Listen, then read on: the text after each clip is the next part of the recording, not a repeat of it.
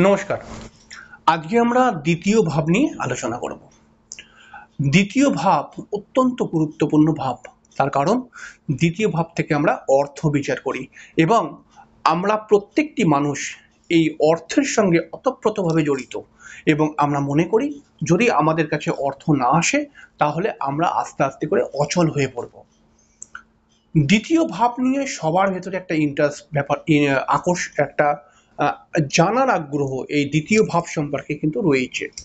তবে আপনি কি জানেন কিছু কিছু কন্ডিশনে এই দ্বিতীয় ভাব অত্যন্ত গুরুত্বপূর্ণ হয়ে যায়, আবার কিছু কিছু এমন কন্ডিশন ক্রিয়েট হয়ে যায় এই দ্বিতীয় ভাবটি কিন্তু অত্যন্ত দুর্বল হয়ে যায়। সমস্ত বিষয় স্টেপ বাই স্টেপ আলোচনা করব। অবশ্যই আলোচনায় চলে আসব, তবে তার আগে প্রত্যেকটি অনুষ্ঠানে যে কথাটি বলে থাকি, আপনি যদি আমার চ্যানেলের প্রথম হয়ে থাকেন তাহলে আপনার কাছে আমার রিকোয়েস্ট আপনি অবশ্যই আমার এই ছোট্ট চ্যানেলটিকে সাবস্ক্রাইব করে বেল আইকনটিকে ক্লিক করে দেবেন। দ্বিতীয় ভাব মানে লগ্নের দ্বিতীয় ভাব। কিছু কিছু ক্ষেত্রে চন্দ্রেরও দ্বিতীয় ভাব দেখা হয়। তাহলে লগ্নর দ্বিতীয় ভাব দেখবো না চন্দ্রের দ্বিতীয় ভাব দেখবো? আসলে আপনার জন্মছকের মধ্যে লগ্ন বা চন্দ্র এই দুটোর মধ্যে যেইটি বলশালী, অর্থাৎ লগ্নপতি মনে করা যাক ভালো প্লেসমেন্টে কেন্দ্রকোণে রয়েছে, নিজের মিত্রক্ষেত্রে রয়েছে, বা রাশির অধিপতি মনে করা যাক কেন্দ্রকোণে রয়েছে বা মিত্রক্ষেত্রে রয়েছে, তাহলে সেই লগ্ন বা রাশি অনুসারে যেটা হবে স্ট্রং সেই অনুপাতে কিন্তু আপনার জন্মছক বিচার করা উচিত। তবে আমরা সেই দিকে না গিয়ে লগ্নের সেকেন্ড হাউস দ্বিতীয় ভাব নিয়েই কথা বলবো। এই দ্বিতীয় ভাব দেখার জন্য আমরা সাধারণ বেসিক নলেজ অনুসারে দ্বিতীয় ভাবের অধিপতি এবং দ্বিতীয় ভাবের কারক গ্রহ বৃহস্পতি এবং কিছুটা শুক্র কে আমরা কিন্তু অবশ্যই দেখে নেব। আমরা আমরা দ্বিতীয় ভাব বিচার করতে গেলে বৃহস্পতির যেমন বলবত্তা দেখব, ঠিক তেমনই ভাবে জন্মছকের মধ্যে আমরা কিন্তু শুক্রের বলবত্তা দেখব। তার একটি মাত্র কারণ, শুক্র হচ্ছে মহারাশির দ্বিতীয় ভাবের অধিপতি। এটা সব থেকে গুরুত্বপূর্ণ একটি কথা। দ্বিতীয় ভাবের মধ্যে যদি কোনো শুভ গ্রহ থাকে তাহলে পরে বলা হয় যে সেই জাতক অবশ্যই সুকর্মের সঙ্গে যুক্ত হয়ে অর্থ উপার্জন করবে, বা সেই জাতকের অর্থ উপার্জন করার জন্য বেশি পরিশ্রম করতে হবে না। এবং দ্বিতীয় ভাবের মধ্যে যদি অশুভ গ্রহেরা প্রবেশ করে যায় তাহলে পরে সেই জাতকের অর্থ উপার্জন করে কিছু কিছু সময় অনেক পরিশ্রম বা অনেক কৌশল, অনেক টেকনিক, এবং তার সঙ্গে সঙ্গে সে অর্থ উপার্জন করলে সেই অর্থটা আবার কুইকলি খরচ হয়ে যাবার একটা সম্ভাবনা ক্রিয়েট হবে। এছাড়াও দ্বিতীয় ঘরের মধ্যে যদি অশুভ গ্রহ থাকে তাহলে পারে কিন্তু আপনার খাওয়া দাওয়াকে এই অশুভ গ্রহরা বিগড়াবে। তবে এর থেকেও একটি মজাদার বিষয় হচ্ছে দ্বিতীয় ভাবের কারক গ্রহ বৃহস্পতি। এই বৃহস্পতি যদি দ্বিতীয় ভাবের মধ্যেই বসে থাকে তাহলে কিন্তু আমরা বলি ভাব কারক গ্রহ ভাবে থাকলে ভাবের ফল হানি হয়ে যায়। তার মানে দ্বিতীয় ভাবের কারক গ্রহ বৃহস্পতি দ্বিতীয় ভাবেই যদি বসে থাকে তাহলে দ্বিতীয় ভাবের হানি করে দেবে। কিন্তু মনে করা যাক এই যে বৃহস্পতি দ্বিতীয় ঘরের মধ্যে বসে রয়েছে, মনে করা যাক দ্বিতীয় ঘরের মধ্যে বৃহস্পতি বসে রয়েছে, আর একটি অশুভ গ্রহ যদি মনে করা যাক কোথাও থেকে এই বৃহস্পতিকে দৃষ্টি দিচ্ছে, মনে করা যাক যে বৃহস্পতি দ্বিতীয় ঘরে বসে রয়েছে, তাহলে তো অর্থের অভাব করিয়ে দেবে, অর্থের ফল হানি করাবে।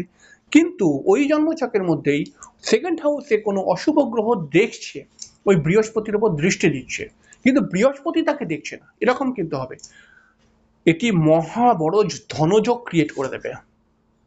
আবার এই দ্বিতীয় ঘরের মধ্যে যদি শুধু বৃহস্পতি বসে থাকে তাহলে পারে কিন্তু অবশ্যই সেই জাতকের অর্থের একটা ক্রাইসিস ক্রিয়েট করবে এবং কিছু কিছু সময় তাকে ধার বাকিতে জড়িয়ে দেবে।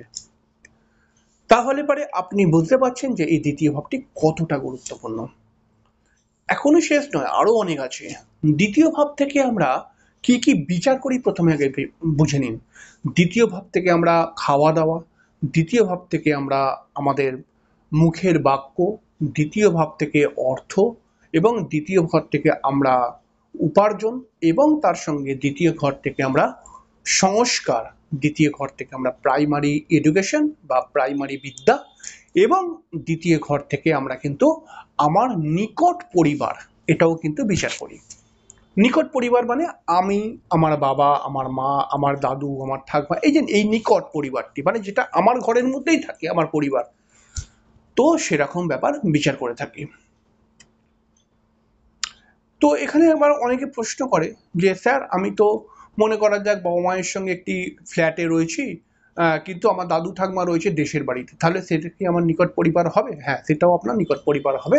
অর্থাৎ আপনি, আপনার বাবা মা, আপনার কাকা কাকিমা এবং তার সঙ্গে আপনার দাদু এবং ঠাকমা, আর যদি কোনো আপনার বাবার বোন থাকে মানে আপনার পিসি, সেটা কিন্তু নয়, কারণ পিসিমা অন্য ঘরে চলে গেছে। এই যে রিলেশনটা, এটা কিন্তু নিকট পরিবার বলা হয়। আর আমার জ্যাঠা জেঠিমা, জ্যাঠার ছেলে, পিসি পিসিমা, মাইমা মাসি, এগুলো ফোর্থ হাউস থেকে বিচার করা হয়। আশা করছি কিছুটা বোঝাতে পারলাম। দ্বিতীয় ঘরের মধ্যে যদি অশুভ গ্রহরা থাকে বা অশুভ গ্রহরা যদি দৃষ্টি দেয়, তাহলে পারে কিন্তু সেই জাতক অবশ্যই একটুখানি উল্টো পাল্টা খাওয়া দাওয়া করে নেবে, বা তার খাওয়া দাওয়ার মধ্যে একটি অনিয়ম দেখতে পাওয়া যাবে, বা তার খাওয়া দাওয়া সে ভালো করতে চাইছে কিন্তু কোনো না কোনোভাবে ভালো করতে পারছে না, এরকম ব্যাপার কিন্তু ক্রিয়েট হবে। কিন্তু দ্বিতীয় ভাবের মধ্যে অশুভ গ্রহ রয়েছে, কিন্তু একটি শুভ গ্রহ রয়েছে।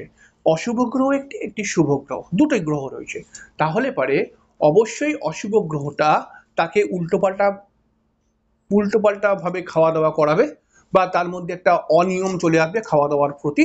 কিন্তু শুভ গ্রহ থাকার ফলে সেই শুভ গ্রহটা কোন ঘরের অধিপতি এখন যাব না, শুভ গ্রহ শুধুমাত্র দেখে আপনি একটুখানি মাথায় রাখবেন যে অনিয়ম করলেও সে কিন্তু আবার ইমিডিয়েটলি নিয়মের মধ্যে চলে আসার চেষ্টা করবে, বা বারবার সে নিয়ম মানে ভাঙতে কিন্তু সে চাইবে না। কিন্তু যদি কোনো কারণে নিয়ম ভেঙে ফেলে, তাহলে পরে কিন্তু আবার সে ভালো আহ, খাওয়া দাওয়া করার চেষ্টা করবে। দ্বিতীয় ভাবের মধ্যে দ্বিতীয় ভাবের মধ্যে বিশেষ করে একটা কথা মাথায় রাখবেন, অগ্নিতত্ত্বের প্ল্যান যদি চলে আসে, মানে রবি মঙ্গল এরকম যদি কোনো গ্রহরা চলে আসে, তাহলে পরে দ্বিতীয় ঘরের মধ্যে যদি এরা চলে আসে, তাহলে পরে আপনার অর্থ বেশ কিছুটা আপনার পরিবারের জন্য খরচা হয়ে যাবে। আবার দ্বিতীয় ঘরের মধ্যে যদি বুধ চলে আসে, তাহলে পরে সেই জাতক প্রচণ্ড হিসাবি হয়ে যাবে। মানে 10 টাকাও যদি খরচা করে না, সে হিসাব নেবে 10 টাকার। আবার দ্বিতীয় ঘরের মধ্যে যদি শনি চলে আসে, তাহলে পারে কিন্তু সে আগে হিসাব করে আপনাকে কোনো পয়সা দেবে। ব্যাপারটাকে পরিবর্তনটাকে বুঝুন, মানে পার্থক্যটাকে বুঝুন। বুধ থাকলে পারে পয়সা দিল তারপরে হিসাব নিল, আর শনি থাকলে পারে হিসাব করে নিয়ে পয়সা দিল, দুটো কিন্তু আলাদা আলাদা কথা। আবার সেকেন্ড হাউসের মধ্যে যদি বৃহস্পতি থাকে, তাহলে পারে এইরকম মানুষরা কিন্তু খুব একটা পয়সার প্রতি ইন্টারেস্টেডই হয় না। তবে দ্বিতীয় ভাবের অধিপতি খুব গুরুত্বপূর্ণ রোল প্লে করে আমাদের জন্মছকের মধ্যে। এই দ্বিতীয় ভাবের অধিপতি যদি কোনোভাবে কোণে চলে আসে, কেন্দ্র তো আছে কিন্তু কেন্দ্রে বলছি না, কোণে, তাহলে পারে এটি একটি মহা বড় রাজ্য ক্রিয়েট করে। আবার দ্বিতীয় ঘরের অধিপতি যদি কেন্দ্রে চলে আসে এবং সেই কেন্দ্রটা যদি তার মৃত্যুর ক্ষেত্র হয়, তাহলে পারে এটাও কিন্তু একটি শুভ যোগ ক্রিয়েট করে দেবে। কোনোভাবে জন্মছকের মধ্যে দ্বিতীয় ঘরের অধিপতির সঙ্গে একাদশ ঘরের অধিপতির যদি কানেকশন ক্রিয়েট হয়ে যায়, তাহলে পারে কিন্তু এটি একটি বড় ধনযোগ ক্রিয়েট করে দেয়। ধনযোগ রাজযোগ এই দুটো পার্থক্য বা এই দুটোর মধ্যে কিন্তু আকাশ পাতাল ডিফারেন্স রয়েছে, এটাকে নিয়ে আমি পরবর্তী সময় অনুষ্ঠান করব। তবে দ্বিতীয় ভাবটাকে বুঝুন। এবং দ্বিতীয় ভাবের মধ্যে অশুভ গ্রহরা আপনাকে কিন্তু মাঝে মধ্যে একটু ড্রিঙ্ক করা বা নেশা করার প্রবণতা নিয়ে আসতে পারে, বা দ্বিতীয় ঘরের মধ্যে অশুভ গ্রহরা আপনাকে কিন্তু নেশার পরিবেশে মিলিয়ে দিতে পারে। মানে আপনার, হয়তো আপনি নেশা করেন না, কিন্তু আপনার বন্ধু বান্ধবগুলো সব নেশা করবে, এরকম কিন্তু ক্রিয়েট করে দেয়। দ্বিতীয় ঘরের অধিপতি দ্বিতীয় ঘরের অধিপতি যদি যে হবে, দ্বিতীয় ঘরের অধিপতি যেই গ্রহটি হবে, সেই গ্রহটি জন্মছকের ষষ্ঠ অষ্টম দ্বাদশ নয়, এছাড়া অন্যান্য কোনো ঘরে থাকলে এবং সে যদি 10 ডিগ্রি থেকে 25 ডিগ্রির মধ্যে থাকে, তাহলে মায়ের কৃপায় আপনার কিন্তু অর্থের অভাব হবে না, অর্থ ঠিক জোগাড় হয়ে যাবে। এই দ্বিতীয় ঘরের অধিপতির ওপরে যদি কোনোভাবে এই দ্বিতীয় ঘরের অধিপতি ষষ্ঠ অষ্টম দ্বাদশ ঘরে চলে আসে, তাহলে কিন্তু বারংবার আপনাকে কারোর কাছে হাত পাততে হবে বা ধার নিতে হবে। এই দ্বিতীয় ঘর, এই দ্বিতীয় ঘরটি এতটাই গুরুত্বপূর্ণ, এই দ্বিতীয় ঘরের মধ্যে অশুভ গ্রহরা আপনার কথাটাকে সেন্টিমেন্টাল কথায় রূপান্তর করে দেয়। মানে আপনি একটা এমন ধরনের কথা বলবেন, সেই কথাটা অন্য কারোর গায়ে লেগে গেল। আবার দ্বিতীয় ঘরের মধ্যে যদি শুভ গ্রহ থাকে, তাহলে আপনি হয়তো কাউকে খুব খারাপ কথাই বলছেন, কিন্তু তবুও সে গায়ে নেবে না।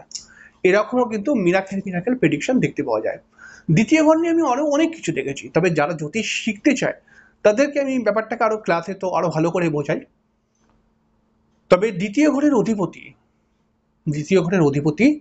যদি জন্মছকের মধ্যে বলশালী থাকে, দ্বিতীয় ঘরের অধিপতি যদি জন্মছকের মধ্যে নিজের মিত্র গৃহে থাকে, সেই মিত্র গৃহে থাকলে পারে সেটা ষষ্ঠ হোক, অষ্টম হোক, দ্বাদশ হোক, তাহলে পারে সর্বদা মাথায় রাখবেন তার অর্থ উপার্জন হবেই।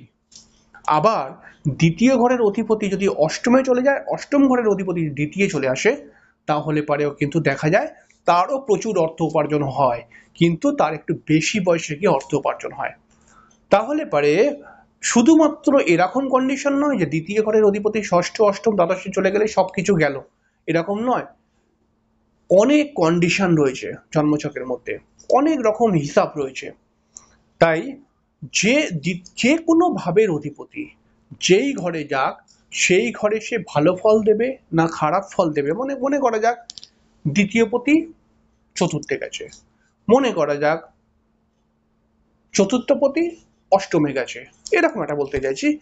যে কোনো ভাবের অধিপতি যেই ভাবে চলে যাক, সেই ভাবের অধিপতি যদি ভালো থাকে, তাহলে আপনার যেই ভাবের অধিপতিটি যেই জায়গায় গেছে, যদি মনে করা যাক সে অষ্টমে চলে গেছে, তবুও সে আপনাকে ভালো ফল দেবে, তবুও আপনাকে ভালো লাইনে নিয়ে আসার চেষ্টা করবে। যাই হোক, খুব সামান্য করে বোঝাবার চেষ্টা করলাম। তাহলে আজকে বোঝাবার চেষ্টা করলাম যে দ্বিতীয় ঘরের অধিপতি বা দ্বিতীয় ঘর আমাদেরকে কত রকম কন্ডিশনেতে কিন্তু পয়সা দিতে পারে। শুধুমাত্র পয়সাটা নিতে হবে আপনাকে। এই নেবার জন্য দরকার লগ্নকে বলশালী। লগ্ন নিয়েও আমি অনুষ্ঠান করব, এবং লগ্ন যদি বলশালী না হয়, তাহলে অনেক ভাব কিন্তু রয়েছে, সেই ভাবের ফল আপনাকে দিতে চায়, কিন্তু আপনার লগ্নটা কমজোর বলে আপনি নিতে পারছেন না। সমস্তটা প্র্যাকটিক্যালি ভাবে বোঝাবো, বিষয়টা বুঝতে পারবেন। যাই হোক, অনুষ্ঠানটি এখানেই শেষ করব। তবে অনুষ্ঠানটি কেমন লাগলো, আপনারও যদি কোনো মূল্যবান বক্তব্য থাকে অবশ্যই কমেন্ট করে জানাবেন, এবং চ্যানেলটিকে অবশ্যই সাবস্ক্রাইব করে বেল আইকনটাকে ক্লিক করে দেবেন। এটাই আপনার কাছে ছোট্ট রিকোয়েস্ট। নমস্কার।